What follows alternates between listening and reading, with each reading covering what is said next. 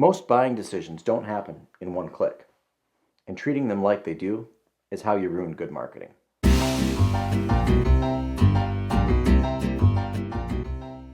Everybody expects people to convert immediately. Click the ad, fill out the form, make the purchase. Done. And unless you're selling t-shirts, candy, or something cheap and low risk, that's not how real buying decisions work. In reality, most people aren't going to convert right away. And the more expensive or complicated something is, the longer that decision takes. Think about your own behavior. If you see an ad for Starbucks and you're already thinking about coffee, there's a good chance you convert almost instantly. It's low cost, low risk, you know the brand. Worst case, you spend a few bucks on a coffee you don't love. Now compare that to seeing an ad for a car. Even if you are in the market, you're not clicking on the ad and buying on the spot.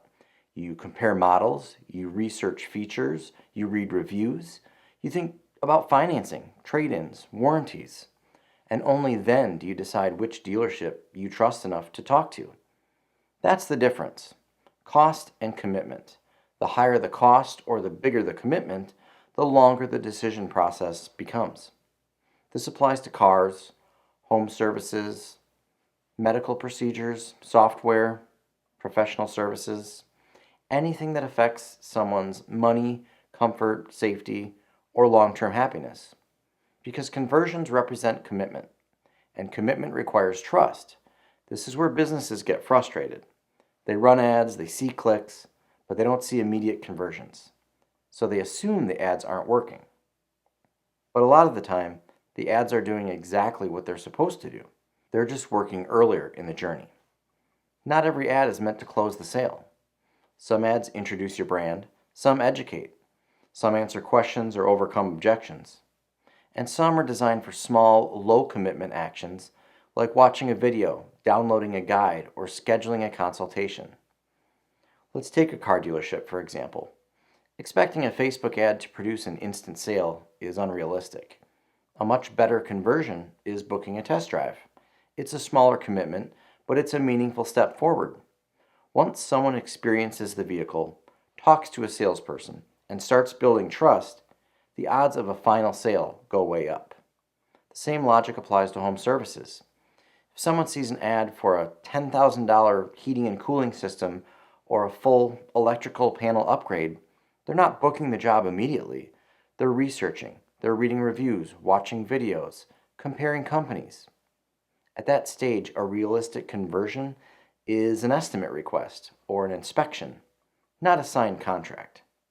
That's why the better question isn't why didn't they convert, it's what step were they ready to take.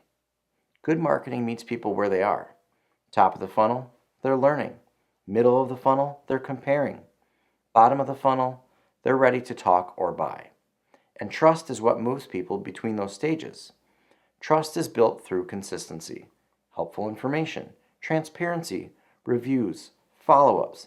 Every single touch point matters. Even if someone doesn't convert today, a positive experience can lead to a conversion weeks or months later. So when we talk about conversions, we're not just talking about the final sale. We're talking about progress, a video view, a form fill, a phone call, a test drive, a consultation. Each one moves the relationship forward. If you expect every click to turn into a sale, you'll always be disappointed. But if you design your marketing around trust and timing, conversions start to make a whole lot more sense. So make the next step easier than the last and let the rest take care of itself. I'll see you in the next one.